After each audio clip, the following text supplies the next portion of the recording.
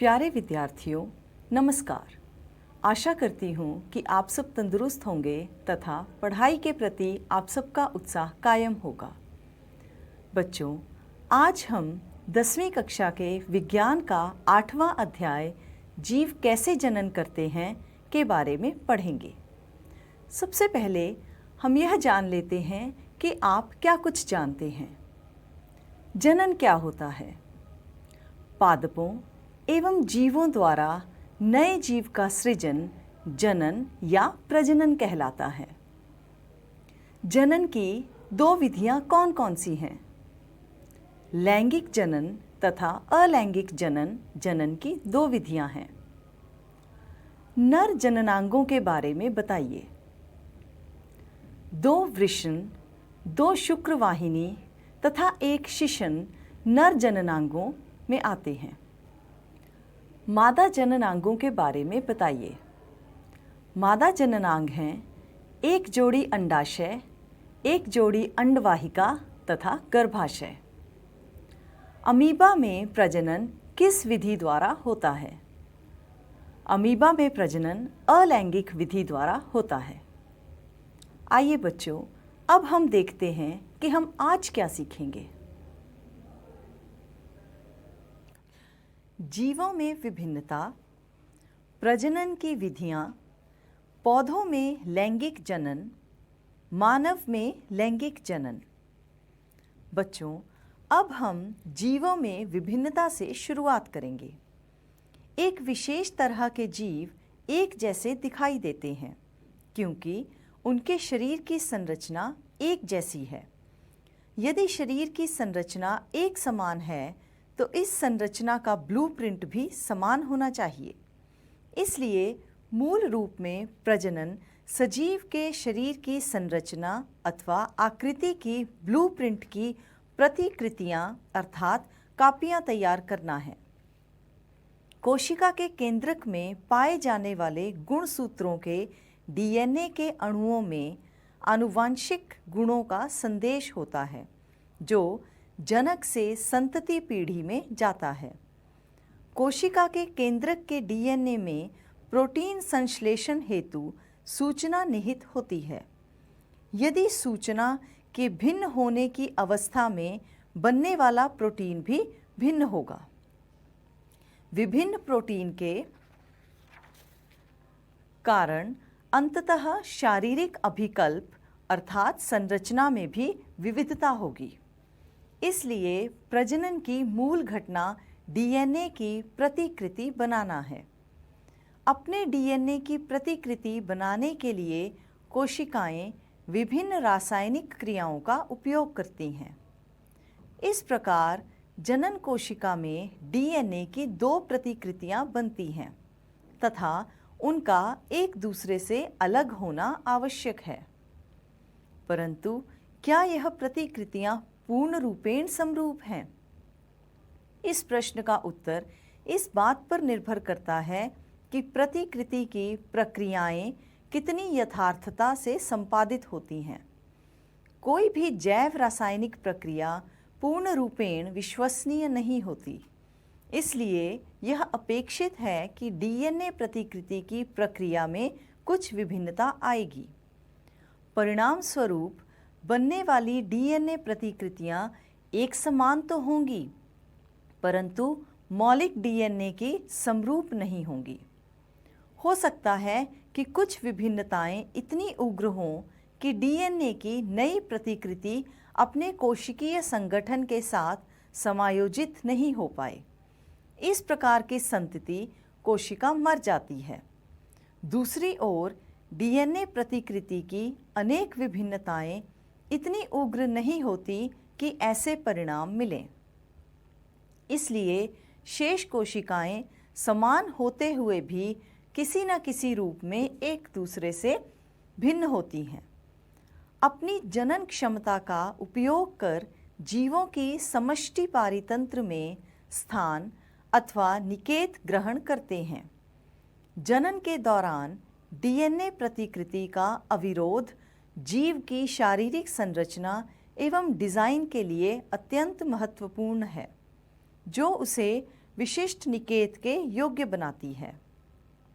इसलिए किसी प्रजाति की समष्टि के स्थायित्व का संबंध जनन से है। फिर भी निकेत में अनेक परिवर्तन आ सकते हैं जो जीवों के नियंत्रण से बाहर हैं। पृथ्वी का ताप कम या अधिक हो सकता है। जल स्तर में परिवर्तन हो सकता है, जैसे पेंगुइन ठंडे मौसम में रहते हैं। यदि तापमान वैश्विक ऊष्मीकरण के कारण बढ़ जाएगा तो अधिकतर पेंगुइन इस नए तापमान में जीवित नहीं रह सकते। फिर भी इस जनसंख्या के कुछ जीवों में भिन्नता होगी तो उनके जीवित रहने की संभावना कुछ बढ़ जाएगी। चलो बच्चों, अब हम प्रजनन की विधियों के बारे में जानें। एकल जीवों में प्रजनन विधियाँ। आओ हम जानें कि विभिन्न जीव वास्तव में किस प्रकार जनन करते हैं। भिन्न भिन्न जीवों के जनन की विधि उनके शारीरिक अभिकल्प पर निर्भर करती है। पहली विधि, विखंडन। एक कोशिक जीवों में कोशिका विभाजन अथवा विखंडन द्वारा नए जीवों की उत्पत्ति होती है। विखंडन के अनेक तरीके प्रेक्षित किए गए हैं। अनेक जीवाणु तथा प्रोटोजोआ की कोशिका विभाजन द्वारा सामान्यतः 2 बराबर भागों में विभक्त हो जाती है। अमीबा जैसे जीवों में कोशिका विभाजन किसी भी तल से हो सकता है। दूसरी विधि है खंडन। सरल संरचना वाले बहुकोशिक जीवों में जनन की सरल विधि कार्य करती है। उदाहरणतः स्पायरोगायरा सामान्यतः विकसित होकर छोटे छोटे टुकड़ों में खंडित हो जाता है। यह टुकड़े अथवा खंड वृद्धि कर नए जीव में विकसित हो जाते हैं।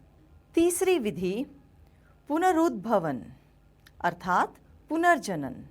पूर्ण रूपेण विभेदित जीवों में अपने कायिक भाग से नए जीव के निर्माण की क्षमता होती है।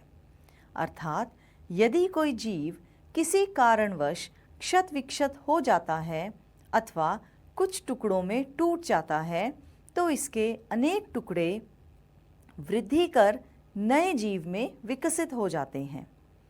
हाइड्रा तथा प्लेनेरिया जैसे सरल प्राणियों को यदि कई टुकड़ों में काट दिया जाए तो प्रत्येक टुकड़ा विकसित होकर पूर्ण जीव का निर्माण कर देता है। इसे पुनरुद्भवन कहते हैं। चौथी विधि है मुकुलन। हाइड्रा जैसे कुछ प्राणी पुनर्जनन की क्षमता वाली कोशिकाओं का उपयोग मुकुलन के लिए करते हैं। हाइड्रा में कोशिकाओं के नियमित विभाजन के कारण एक स्थान पर उभार विकसित हो जाता है, जिसे मुकुल कहते हैं। यह उभार वृद्धि करता हुआ नन्हे जीव में बदल जाता है तथा पूर्ण विकसित होकर जनक से अलग होकर स्वतंत्र जीव बन जाता है। अगली विधि है कायिक प्रवर्धन। ऐसे बहुत से पौधे हैं जिनमें कुछ भाग जैसे जड़, तना तथा पत्तियां उपयुक्त परिस्थितियों में विकसित होकर नया पौधा उत्पन्न करते हैं। अधिकतर जंतुओं के विपरीत एकल पौधे इस क्षमता का उपयोग जनन की विधि के रूप में करते हैं। गन्ना, गुलाब अथवा अंगूर इसके कुछ उदाहरणें हैं। बीजाणु समासंघ अर्थात स्पोर फॉर्मेशन। अनेक सरल बहुकोशिक जीवों में भी विशिष्ट जनन संरचनाएं पाई जाती हैं, परंतु अर्ध्व तंतुओं पर सूक्ष्म गुच्छ संरचनाएं जनन में भाग लेती हैं। ये गुच्छ बीजाणुधानी हैं जिनमें विशेष कोशिकाएं अथवा बीजाणु पाए जाते हैं। यह बीजाणु वृद्धि करके राइजोपस के नए जीव उत्पन्न करते हैं। यह विधियां जिनकी हमने चर्चा की है उन सभी में नई पीढ़ी का सृजन केवल एकल जीव द्वारा होता है। इसे अलैंगिक जनन कहते हैं। लैंगिक जनन किसे कहते हैं? ऐसा प्रजनन जिसमें दो जीवों के जनन कोशिकाओं के संयोजन से एक नया जीव जन्म लेता है, उसे लैंगिक प्रजनन कहते हैं। अब हम पुष्पी पौधों में लैंगिक जनन के बारे में जानेंगे। पुष्प पौधे के जननांग होते हैं पुंकेसर, नर जननांग है, और स्त्री केसर, मादा जननांग है। पुंकेसर के 2 भाग होते हैं, तंतु एवं परागकोश। स्त्री केसर में 3 भाग होते हैं, वर्तिकाग्र, वर्तिका और अंडाशय। अंडाशय में बीजांड होते हैं और परागकोश में परागकण। पुष्प के पूरी तरह विकसित होने के बाद परागण होता है, जिसमें पुष्प के परागकणों का वर्तिकाग्र पर स्थानांतरण होता है। परागकणों का यह स्थानांतरण एक पुष्प में या 2 भिन्न पुष्पों में कुछ वाहकों द्वारा हो सकता है। जब एक पुष्प के परागकण उसी पुष्प के वर्तिकाग्र पर गिरते हैं तो यह स्वपरागण कहलाता है। लेकिन जब एक पुष्प के परागकण वायु या किसी और वाहक की सहायता से दूसरे पुष्प के वर्तिकाग्र पर गिरते हैं या स्थानांतरण करते हैं तो इसे परपरागण कहा जाता है। परपरागण में कई बार मधुमक्खियां भी परागकणों के स्थानांतरण में सहायता करती हैं। परागकणों के वर्तिकाग्र पर पहुंचने के बाद निषेचन की प्रक्रिया का आरंभ होता है। इस प्रक्रिया में वर्तिकाग्र ऊपर पड़े परागकण अंकुरित होता है। परागनली विकसित होने लगती है। इसी परागनली द्वारा परागकण अंडाशय में पहुंचता है। अंडाशय में परागकण और बीजांड का संयोजन होता है और परिणाम स्वरूप युग्मनज बन जाता है और युग्मनज भ्रूण में विकसित होता है। पादपों में बीज विसर्जन। बच्चों, हम जानते हैं कि पौधे एक जगह से दूसरी जगह पर नहीं जा सकते। क्या आपने कभी सोचा है कि पौधों के बीज अलग अलग जगह पर कैसे पहुंचकर नया पौधा उगाते हैं? इसका कारण यह है कि पौधों के बीज अलग अलग जगह पर पहुंच जाते हैं। इसको बीज बिखराव या बीज विसर्जन कहा जाता है। बीज बिखराव वायु, जल तथा कीटों द्वारा होता है। जब बीज मिट्टी में पहुंचता है तो वह नए पौधे में विकसित हो जाता है। कुछ पौधों के फल झटके के साथ फट जाते हैं, जिसके साथ उनके अंदर स्थित बीज बिखर जाते हैं। बीज का बिखरना बहुत आवश्यक है, क्योंकि इसके साथ एक ही प्रकार के पौधे के नए उगे पौधों में सूर्य का प्रकाश, जल और खनिजों के लिए आपसी मुकाबले की संभावना कम हो जाती है। मानव में लैंगिक जनन। जीवन काल की वह अवस्था जब शरीर में ऐसे परिवर्तन होते हैं जिसके परिणाम स्वरूप प्रजनन अर्थात जनन क्षमता आती है और यह किशोर अवस्था कहलाती है। लड़कियों में किशोर अवस्था का आरंभ 10 से 11 साल की उम्र में हो जाता है। इसका पता कुछ लक्षणों द्वारा लगता है, जैसे लड़कियों में कमर के नीचे का भाग चौड़ा हो जाना, स्तन के आकार में वृद्धि, लंबाई में वृद्धि, अंडरआर्म और प्यूबिक क्षेत्र में बालों का उगना, मासिक चक्र का शुरू होना। लड़कों में किशोर अवस्था लड़कियों से 1 या 2 साल बाद शुरू होती है, अर्थात 12-13 साल की उम्र में होती है। लड़कों में भी कुछ परिवर्तन आते हैं, जैसे लंबाई में वृद्धि, आवाज़ में बदलाव, चेहरे पर बाल उगना, छाती और प्यूबिक क्षेत्र में बालों का उगना, टेस्टोस्टेरॉन के रसाव का आरंभ होना। किशोर अवस्था में पसीना और तेल ग्रंथियों का रसाव बढ़ जाता है, जिस कारण कुछ व्यक्तियों के चेहरे ऊपर कील मुहासे हो जाते हैं। इसके साथ ही किशोरों का मानसिक, बौद्धिक और संवेदनात्मक विकास भी होता है। मानव में प्रजनन प्रणाली। जंतुओं में भी नर और मादा में भिन्न भिन्न जननांग होते हैं जो युग्मक बनाते हैं, जो संयोजित होकर युग्मनज बनाते हैं।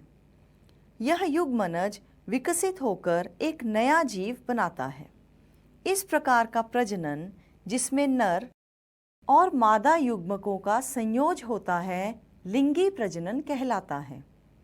आओ अब हम मानव में जनन भागों का पता लगाएं और जनन क्रिया का अध्ययन करें। नर जनन अंगों में एक जोड़ा वृषण, 2 शुक्रवाहिनी और एक शिशन होता है। वृषण नर युग्मक उत्पन्न करते हैं जिन्हें शुक्राणु कहते हैं। वृषण लाखों ही शुक्राणु पैदा करते हैं। शुक्राणु चाहे बहुत सूक्ष्म होते हैं, लेकिन प्रत्येक में एक सिर, एक मध्य भाग और एक पूंछ होती है। प्रत्येक शुक्राणु में कोशिकाओं की तरह सभी छोटे अंग पाए जाते हैं। मादा जननांग में एक जोड़ी अंडाशय, अंडवाहिका और गर्भाशय होता है। अंडाशय मादा युग्मक उत्पन्न करते हैं जिन्हें अंडाणु कहते हैं।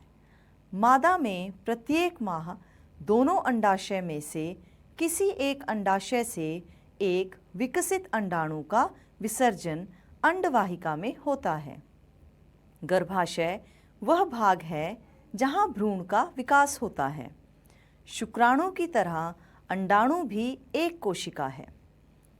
निषेचन। जनन प्रक्रिया का पहला पड़ाव शुक्राणु और अंडाणु का संयोग है।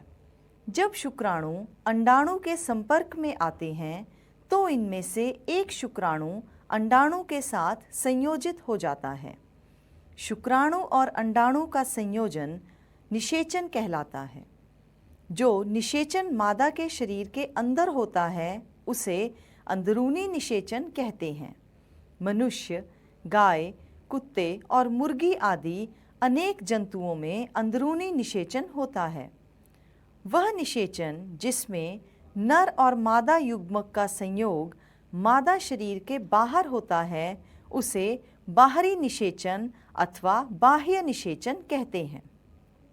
यह मछली, स्टारफिश तथा अन्य जल प्राणियों में होता है।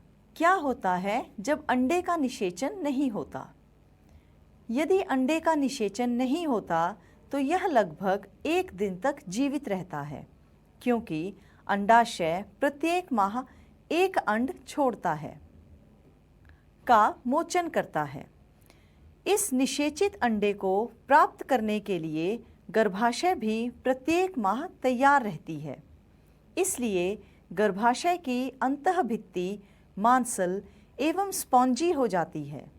यह अंडे के निषेचन होने की अवस्था में उसके पोषण के लिए आवश्यक है, परंतु निषेचन ना होने की अवस्था में इस परत की भी आवश्यकता नहीं रहती। अतः यह परत धीरे धीरे टूटकर योनि मार्ग से रुधिर एवं म्यूकस के रूप में निष्कासित होती है। इस चक्र में लगभग 1 मास का समय लगता है तथा इसे ऋतुस्राव अथवा रजोधर्म कहते हैं। इसकी अवधि लगभग 2 से 8 दिनों की होती है। जनन स्वास्थ्य। जनन स्वास्थ्य का अर्थ है सामान्य स्वास्थ्य के वह सभी पहलू जो एक व्यक्ति को साधारण, सुरक्षित और संतुष्ट जनन जीवन गुजारने में सहायता करते हैं। लिंगी क्रियाओं से अनेक रोगों का संचारण हो सकता है।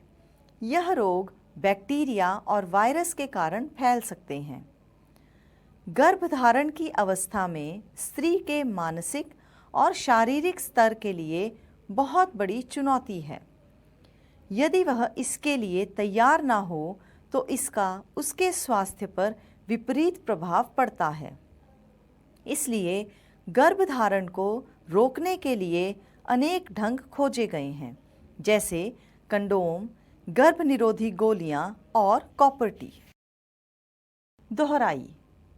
विभिन्न जीवों द्वारा अपनाए जाने वाले जनन की प्रणाली उनके शारीरिक अभिकल्प पर निर्भर करती है। जनन की दो विधियां हैं, लैंगिक जनन और अलैंगिक जनन। अलैंगिक जनन में भिन्न भिन्न विधि अमीबा में विखंडन, खंडन, प्लैनेरिया में पुनरुद्भवन, हाइड्रा में मुकुलन, कायिक प्रवर्धन, राइजोपस में बीजाणु समासंग हैं।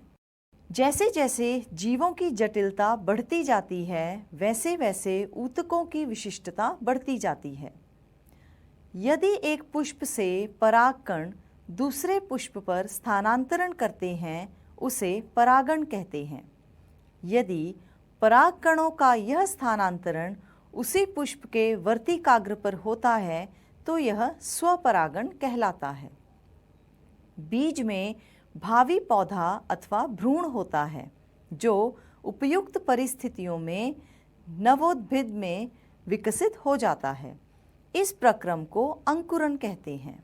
मनुष्यों में जनन शक्ति उत्पन्न होते समय खास शारीरिक परिवर्तन उत्पन्न होते हैं, जैसे शरीर की दिखावट बदल जाना, शारीरिक अनुपात बदल जाना, नए लक्षण और संवेदना में परिवर्तन आ जाना। गर्भरोधी युक्तियां अपनाकर गर्भधारण रोका जा सकता है। कंडोम, गर्भ निरोधी गोलियां और कॉपर टी और अन्य युक्तियां इसके उदाहरण हैं। बच्चों, अब मैं आपसे कुछ प्रश्न पूछूंगी और आशा करती हूँ कि आपको इनके जवाब आते ही होंगे। सबसे पहले रिक्त स्थान भरो। पहला रिक्त स्थान, माँ के शरीर में भ्रूण के पोषण के लिए बनी रचना को डैश कहते हैं। तो इसका उत्तर है ओल अथवा प्लेसेंटा। दूसरा रिक्त स्थान, निषेचन के पश्चात युग्मनज डैश की दीवार के साथ स्थापित हो जाता है। इसका सही उत्तर है गर्भाशय। अगला प्रश्न, नर जननांग द्वारा उत्पादित हार्मोन का नाम बताएं। तो इसका सही उत्तर है टेस्टोस्टेरॉन। अगला प्रश्न, अमीबा में कौन सी प्रजनन विधि होती है? तो इसका सही उत्तर है अमीबा की प्रजनन विधि का नाम है विखंडन। अगला प्रश्न, परागण क्रिया क्या होती है? परागण का अर्थ है एक पुष्प से परागकण दूसरे पुष्प पर स्थानांतरित होते हैं। अगला प्रश्न है, पुष्प के जनन अंगों के नाम बताएं। पुष्प में दो जनन अंग होते हैं, एक पुंकेसर और एक स्त्री केसर। मेरा अगला प्रश्न, लिंगी क्रियाओं से फैलने वाले रोगों की सूची बनाएं। लिंगी क्रियाओं द्वारा फैलने वाले रोग वायरस तथा बैक्टीरिया द्वारा फैल सकते हैं। वायरस द्वारा फैलने वाले रोग हैं वॉट्स तथा HIV एड्स, तथा बैक्टीरिया द्वारा फैलने वाले रोग हैं गनोरिया तथा साइफिलिस। इसी के साथ हमारा यह अध्याय यहीं समाप्त होता है और आशा करती हूँ कि आपको यह अध्याय अच्छे से समझ आ गया होगा। बच्चों, तंदुरुस्त रहें, पढ़ते रहें और बढ़ते रहें। धन्यवाद।